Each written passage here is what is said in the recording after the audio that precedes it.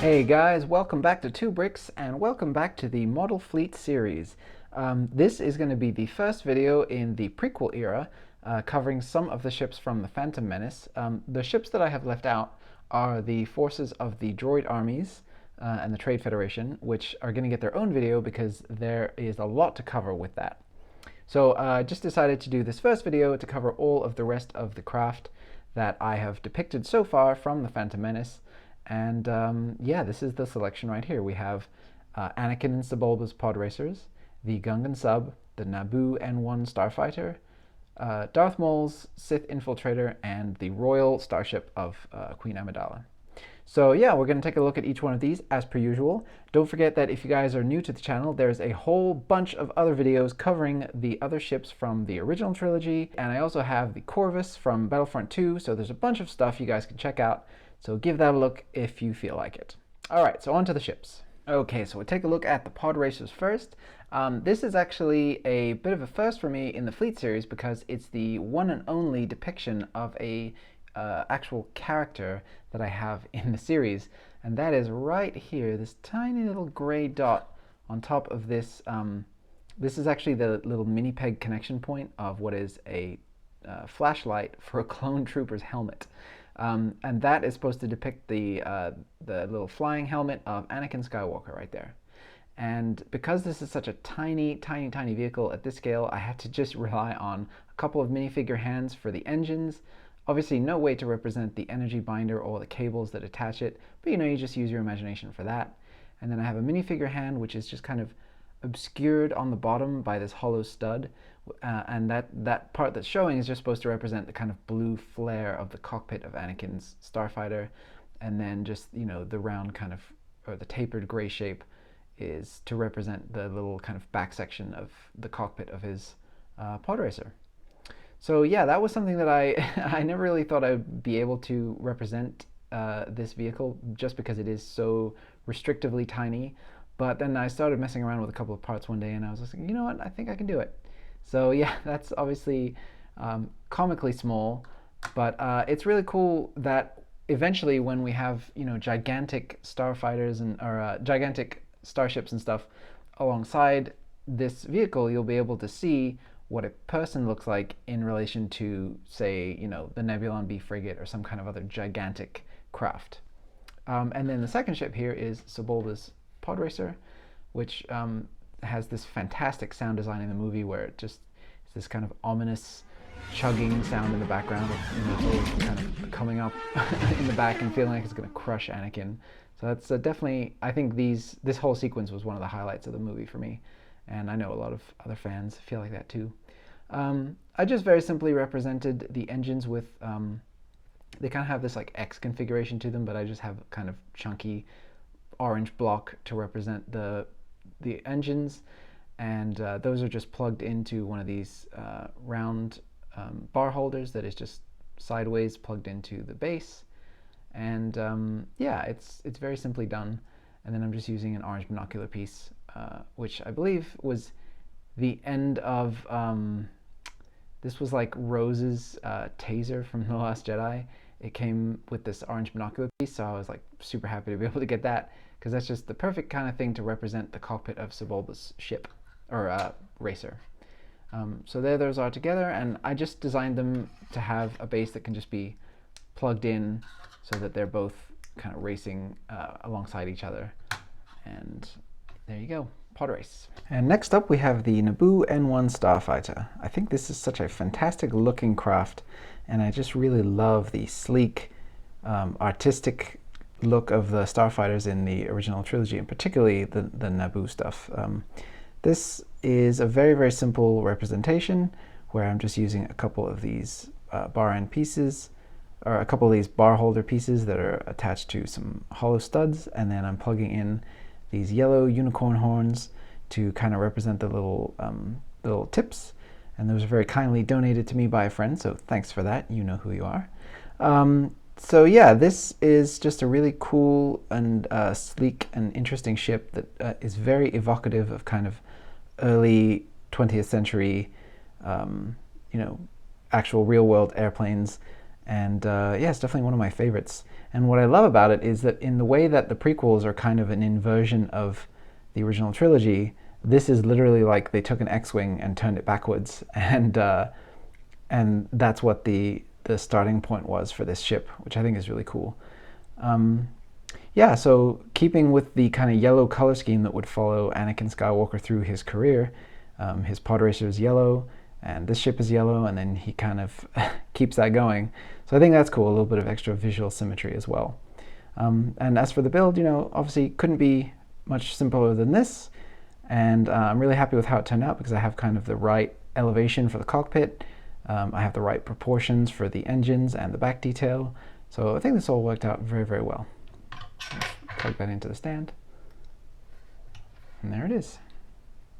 And next up we have the Gungan Sub, which is handy for anybody who wants to take a trip through the planet core. So yeah, that's what this ship can do. It's very, very small, just like the rest of my ships, you know. But I have this little T-bar piece for the anchor at the front, or I don't know if it's actually an anchor, but it kind of resembles one. And then there's kind of this interesting little orange lighted section where the design kind of dips in. I just wanted to represent that. I have a little 1x1 round trans orange stud for that. Shape is fairly simplistic. It is a very, again, very organic looking thing in the movie, and it's hard to represent that at the scale, but I've done my best here. This back section represents kind of these flaring out, this kind of three-finned assembly that rotates around to kind of, I assume, power the thing or give it thrust. So yeah, I've done my best to represent at least the kind of volume of that and the way that it flares out and then tapers in. So I'm pretty happy with that. This section at the front would be what houses Obi-Wan, Qui-Gon, and Jar Jar Binks, and then these two, I believe, are for cargo. Although Lego in the past has represented it as like one person sits in each bubble, but yeah, that's not accurate. But yeah, it's a great looking little ship in the movie, and something that I definitely needed to have as part of my fleet, of course. And so there it is. And next up we have Darth Maul's Sith Infiltrator, which is kind of one of the earliest representations of a kind of TIE type of design, at least with these wings. It's kind of evokes Darth Vader's TIE Advance a little bit. And so it's kind of cool that George Lucas was planting the seeds early on that, you know, this shape equals bad. So that's cool. The ship itself has a really interesting look to it where it kind of has this arrowhead and then it tapers into the middle and then flares out again for the back. And I think probably this angle in here shouldn't be as sharp as this. It's not actually like a square cutout. So I might experiment with ways to maybe just taper that in a little bit more. But overall, I'm pretty happy with the shape. And then it has this kind of rounded top and bottom to it. And then the back section under here is where there's a little ramp that comes down. And Maul can come out with his little blood fin speeder and go chase down his enemies. So yeah, that's cool. And then, you know, the wings can be adjusted. I don't think we ever see them adjust in the movie. I'm pretty sure that they stay kind of this fixed angle. And I like to just have these top ones a little higher than the maximum of where they can go down, just because it matches the top and bottom. So there we go. That's Darth Maul's Infiltrator, and it's a pretty cool looking ship. And yeah, I'm happy to have it. Ah yes, Nubian! Yeah, that's what we got here. This is the J-type Nubian Naboo Cruiser that transports Queen Amidala around the galaxy.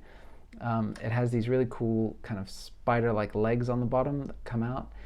Again, very elegant, very smooth and slick, just like the rest of this movie. Of course, the real ship is this kind of fully chromed out, ultra-reflective thing, which Lego doesn't really have a ton of pieces that are chrome, so I've just gone with a standard gray here to represent that. But it has this very, very smooth, tapered look where it comes to a very fine point at the front. And so I've used a lot of these curved or sloped pieces to represent that, built sideways. It kind of has, it's very reminiscent to me of the Concorde, which was a Back in the 90s and I think early 2000s, there was a supersonic passenger liner called Concorde, which would take people across the Atlantic super duper quickly, and the front section of it is very, very reminiscent of this to me, just kind of slightly even more elongated. So I think that's a cool bit of design inspiration, and I believe those were still in the air when the Phantom Menace was being produced, so that would have been a cool thing for them to look at. On the bottom here, there would be a ramp that extends down from somewhere in this section where you could see Qui-Gon jump up after his initial fight with Darth Maul. I don't have any representation of that in here. You could just kind of imagine where that would be. And then it's got these big, slick engines that kind of are reminiscent of the same ultra-tapered look as the Naboo Starfighter has. You know, the Naboo culture apparently really values that kind of design language. And yeah, just the challenge, obviously, with a system of bricks that is designed to have with kind of sharper angles and square things in mind. It's always challenging to try to represent something this fluid and this organic. And so yeah, it was a really fun challenge, and I think I did okay at it. I think I could probably still make it even a little bit more slick, but for now I'm pretty happy with how this came out. Oh, and a fun little bit of trivia. Apparently, Captain Phasma, the super chromed out stormtrooper captain from the new trilogy, apparently her armor is actually derived from the metal of this spaceship that was kind of repurposed into her armor, which is a fun little wacky bit of trivia for any hyper Star Wars fans out there. Alright, you guys, so here are the ships from the Phantom Menace so far, mixed in with the rest of the fleet. I love now being able to see kind of more color creeping in and more interesting shape diversity with the prequels. There's so much interesting contrast between, you know, these ships and these much more boxy, I mean, obviously not all of them are boxy, but the kind of more angular aesthetic of the original trilogy, and then the more fluid and streamlined aesthetic of the prequels.